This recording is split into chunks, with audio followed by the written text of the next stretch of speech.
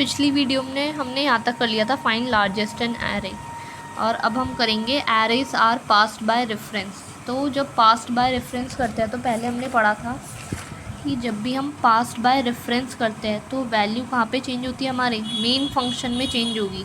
जो भी हम इसमें चेंजेस करेंगे वो हमारे मेन फंक्शन में भी चेंजेस रिफ्लेक्ट होंगे, उसी को कहते हैं पास बाय रेफरेंस।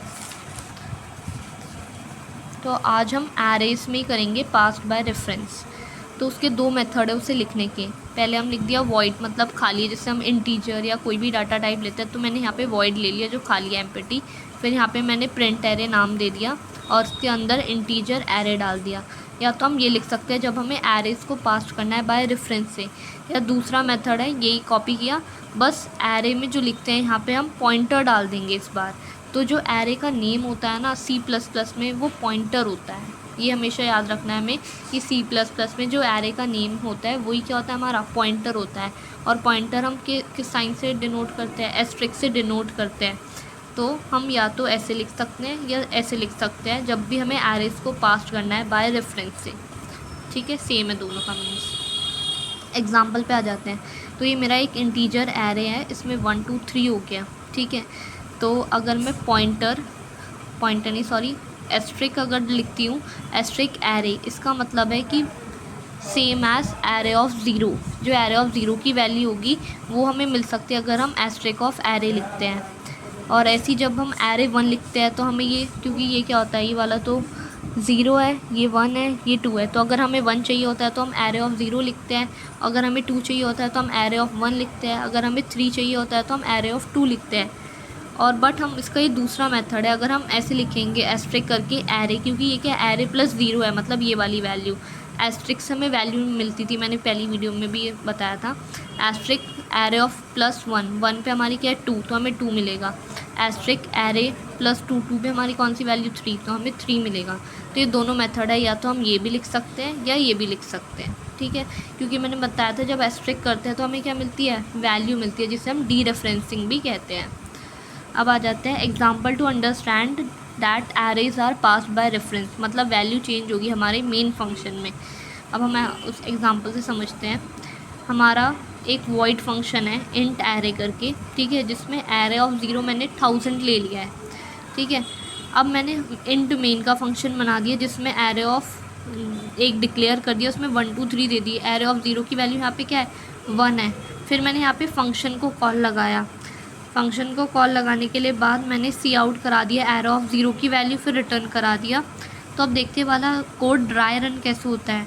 ड्राई रन कभी भी होता है जो हमारा फंक्शन स्टार्ट होता है ना, वो हमेशा इंट मेन से होता है। ऊपर हमारे कितने भी फंक्शन हो, जैसे ऊपर मेरा एक फंक्शन डिफाइन है, बट हमेशा मेरा जो कंपाइलर होगा कहाँ से स्टार्ट करेगा, मेन फंक्शन से। तो सबसे पहले वो स्टार्ट हुआ यहाँ से, इंट मेन पे आया, यहाँ पे देखा कि एरे में सारी वैल्यू दे रखी है, फिर उसने फंक्शन को कॉल लगाया, फंक्शन को कॉल करा तो वो सीधा ऊपर पहुँच गया। अब इसके पास ये वाला एरे आ गया जिसमें 1 2 3 है। यहाँ पे हमने एरे 0 की वैल्यू को 1000 कर दिया है।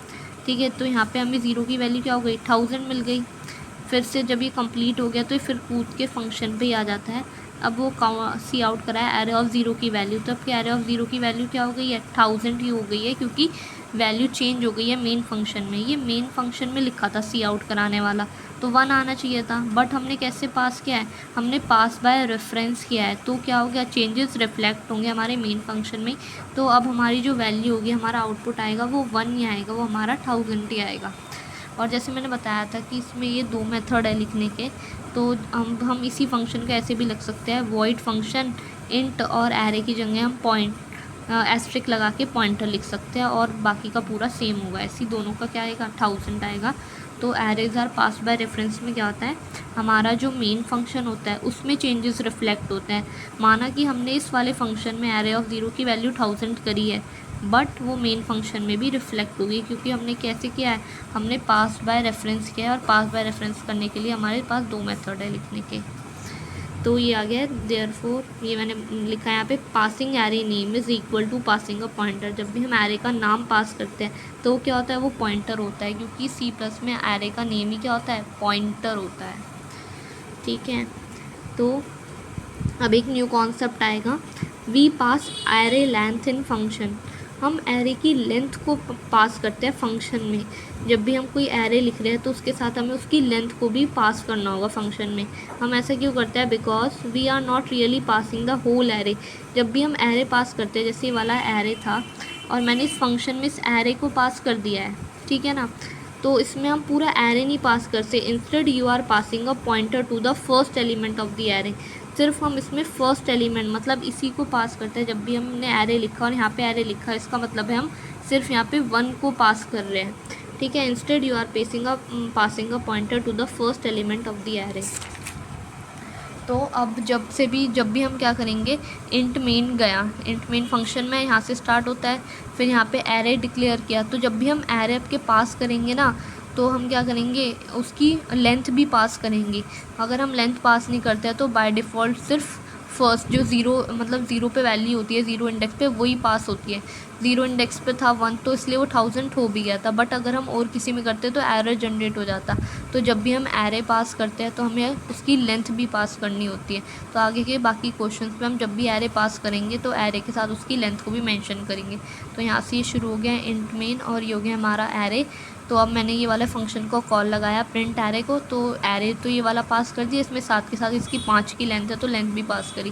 तो यहाँ से शुरू हुआ, फिर इस लाइन पे आया, फिर इस पे आया, फिर यहाँ पे जब फंक्शन को कॉल हुआ तो उसे कूद के यहाँ चला गया, यहाँ पे आ गया। तो यहाँ पे सम में इंट नम्स, यहाँ पे एक एरे है नम्स नाम का और यहाँ पे इंटीजर है। तो नम्स में क्या हो जाएगा, ये वाला एरे की वैल्यू आ जाएगी 1 2 3 4 5 और n हो जाएगा हमारा 5। तो फिर हम क्या करा देंगे, अब इसे प्रिंट करा देंगे जब i 0 होगा और यहाँ पे लेस देन n होगा। उसी की तरह जैसे 5 है तो कहाँ तक इंडेक्सेस होंगे, 4 तक। तो जैसे यहाँ पे 5 है तो 4 तक इंडेक्सेस होंगे। तो ये वाला ही हो गया, 0 से स्टार्ट किया।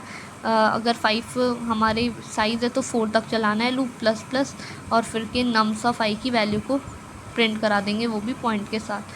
तो जो इसका आउटपुट आ जाएगा वो क्या आएगा, i 0 पे क्या था हमारा 1 आ जाएगा, फिर मैंने कॉमा लगा रहा है, कॉमा, फिर 2, फिर 3 और फिर 4 और फिर 5, ये हमारा आउटपुट हो जाएगा।